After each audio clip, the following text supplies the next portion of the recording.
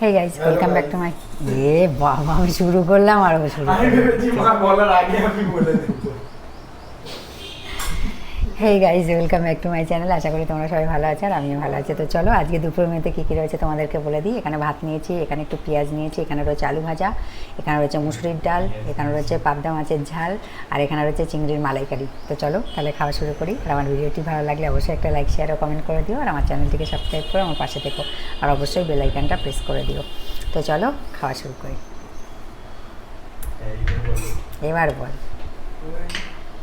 চলো প্রথমে ডাল দিয়ে খাই, ডাল আলু ভাজা। আরে মাথা ভেঙে গেছে, ওগুলো মোটা মাথা না। মাংস লাগছে না, এই দেখো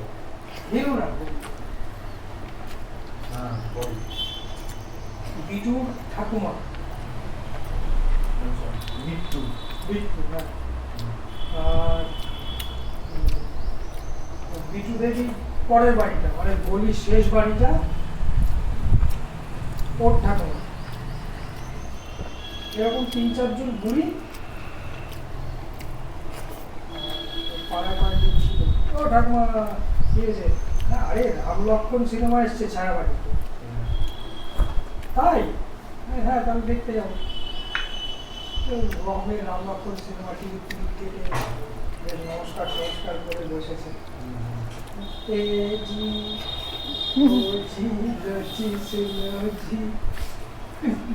অনিল কাপুর আর অনিল কাপুরের রাম মাধুরী দীক্ষিতের কত কাপুর কত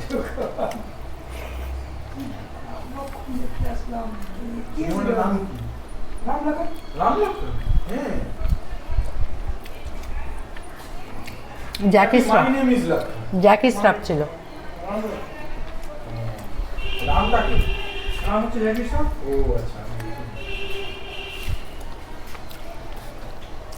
আর এসে উঠে চলে এসছে। ও আর সিনেমা দেখে আগে এই সিনেমা দেখতে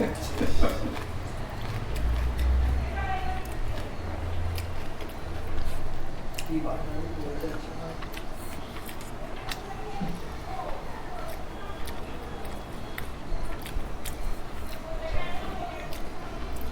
সারাবানি কোনটা মোচা? হ্যাঁ ওইটা যখন ঠাকুর ঠাকুরের সিনেমাই বেশি আসে, যখন পুরোনো ছিল। অমিতাভ বচ্চনের সিনেমা কোথায় আসতো? লালি। লালি আর দিকে বিমল মধ্যমগ্রাম।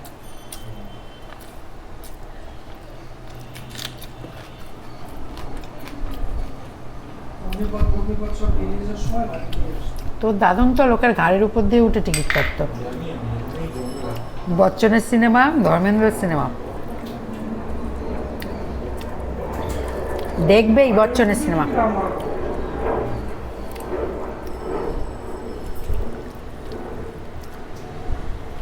কোনোটা ছাড় নেই বচ্চনের সিনেমা। ওই ওই রকম সেইভাবে ঝুস করে উড়িয়ে দিচ্ছে, ওই দেখে সব পাগলা হয়ে যেত। হ্যাঁ, অগ্নিপথের 3 দিন আগে টিকিট দিল। বিশাল পুরো লালি সিনেমা হলের সামনেটা পুরো ঢেকে গেছে পোস্টারে। 3 দিন আগে অ্যাডভান্স।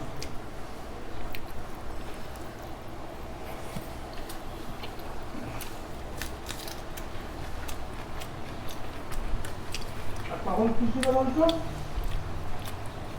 লালিওয়ালার মালিক যা কামানো তখনই গান দিয়ে দিচ্ছে। লালি আর বিমল একই সিনেমা আছে। বিমলার শো হচ্ছে 1টা 4টে, আর লালির শো হচ্ছে 2টো 5টা। দুটো লোক আছে সাইকেল নিয়ে খালি আপ ডাউন করবে রিল নিয়ে। আচ্ছা আচ্ছা, হ্যাঁ। আর প্রথম 2, 3, 4টে রিল চলার পরে সেই রিলগুলো নিয়ে একজন সাইকেলে করে বেরিয়ে চলে আসবে লালি। যাতে দুটো থেকে এখানে শুরু করতে হয়। হ্যাঁ, অগ্নিপথের টিকিট অ্যাডভান্স দিয়ে দিয়েছে, এদিকে অগ্নিপথের রিল আসে। এখন তো সব ডিজিটাল, পয়সা পেমেন্ট করো, ডাউনলোড করো, যে কদিন ডাউনলোড বুকিং থাকবে সে কদিন, যে কদিনের পয়সা দেবে তারপরে ওটা প্রোডাক্ট পেয়ে যাবে।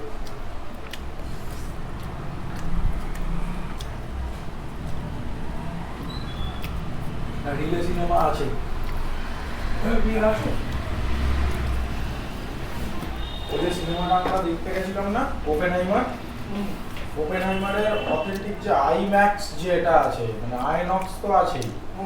আইনক্স হচ্ছে আলাদা একটা কোম্পানি, ওরা হচ্ছে ওই ডিজিটাল প্রিন্ট ইউজ করে, ওই যেরকম হয় একদম স্ট্যান্ডার্ড, সাউন্ড কোয়ালিটি ভালো হবে, পিকচার কোয়ালিটি ভালো হবে, কোনো মানে ফল্ট থাকবে না, ঠিক আছে, স্ট্যান্ডার্ড।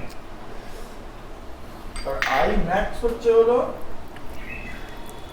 পৃথিবীর সব থেকে দামি সিনেম্যাটিক ক্যামেরা কোম্পানি, যারা এই সিনেমা হলেরও ব্যবসা করে, ঠিক আছে। আমাদের এখানে পুরো কলকাতায় একটা না দুটো আইম্যাক্স আছে, তার মধ্যে একটা আছে হচ্ছে সাউথ সিটি মল, আর একটা মনে হয় ওয়েস্ট মল, ঠিক আছে। এবার ওরা না ঠিক থিয়েটার বানায়, সিনেমা হলের ব্যবসা করে না কিন্তু। মানে ধরো অমিত সিনেমা তুমি তোমার নামে খুলেছো, কিন্তু তুমি ফ্র্যাঞ্চাইজি নিয়েছো, তোমার ওখানে থিয়েটারগুলো বানিয়ে দেবে হচ্ছে আইম্যাক্স এসে বানিয়ে দেবে, কীভাবে প্রজেকশন হবে, কীরকম সাউন্ড কোয়ালিটি হবে, কীরকম সাইজের স্ক্রিন হবে, এগুলো ওরা ওদের ইঞ্জিনিয়ার এসে তোমাকে করে দেবে। তো এই দুটো যে আইম্যাক্স আছে, দুটোই চালানো হচ্ছিল পিভিআর, ঠিক আছে।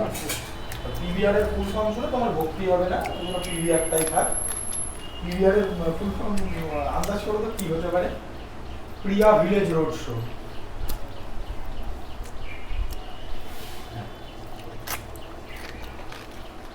যাই হোক, তো এখানে হচ্ছে ওপেনহাইমারটার যে সিনেমাটা যে ক্যামেরা দিয়ে হয়েছে, ওটা হচ্ছে 70 মিলিমিটার রিল, 78 তো ওই যে আইম্যাক্স ক্যামেরাটা যেটা ইউজ করেছিল, ওখানে মানে 3টে না 4টে ক্যামেরা পুরো সিনেমার জন্য ইউজ করেছিল। প্রত্যেকটা ক্যামেরা $1,00,000 করে ভাড়া ছিল প্রত্যেক দিনের, ঠিক আছে। না মানে সরি ভুল বললাম, 4টে ক্যামেরার ভাড়া হচ্ছে 120 মানে 120,000 মানে $1,20,000 করে এক এক দিনের ভাড়া। তো ওপেনহাইমার আইম্যাক্সে তুমি যদি দেখতে যাও, তো ওদের কাছে ওই বড় স্ক্রিন, মানে নর্মাল আইনক্সের থেকে ওদের স্ক্রিনের সাইজ অনেক বড় হয়, হ্যাঁ সিলভার স্ক্রিন। হ্যাঁ, তার মধ্যে ওদের কাছে ওই প্রজেক্টর থাকে, রিল প্রজেক্টর, 70 মিলিমিটারের রিল প্রজেক্টর, আর সেটাও ওই প্রজেক্টরটাও আইম্যাক্সই হয়। এবং ওদের স্ক্রিনটা কেমন জানিস? হালকা একটু ব্যাকা থাকে, আর এরকম কার হ্যাঁ হ্যাঁ, সিনেমাস্কোপ। Heavy heavy. আমরা তো এই যে এখানে আমাদের এখানে টিভিতে চালানো, আরে 1 মাস ছিল সিনেমা, কিন্তু উপরে কিছুটা কালো, নিচে কিছুটা কালো, ওর কিন্তু দুপাশ থেকে কিছুটা করে বাদ যায় আমাদের টিভি। আচ্ছা, হ্যাঁ হ্যাঁ, আরো চওড়া থাকে, আরো চওড়া। জানি। ওগুলো 70 mm, ওদের স্ক্রিনটা বিশাল। পিভিআরে ছিল, আমাদের সিনেমাটা খুব পছন্দ হয়েছিল, তা আমি রাত্রে ভেবেছিলাম আবার ওটাকে দেখতে যাব, কিন্তু 1 মাস পিভিআরে সিনেমা ছিল, 1 মাসই বেস্ট সিটগুলো সব সেল আউট হয়ে যাচ্ছে, আর তার মধ্যে দামই কমে না, 750 টাকা করে টিকিট একটা।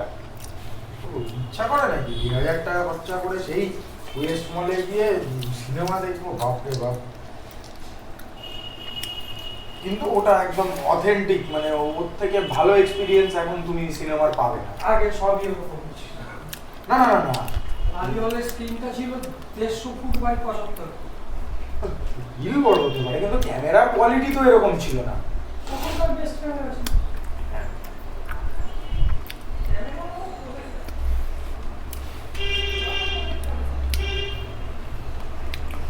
তো চলো আজকের মতো টাটা, আবার দেখা হবে নেক্সট ভিডিওতে। ততক্ষণ তোমরা সবাই সুস্থ থেকো আর ভালো থেকো।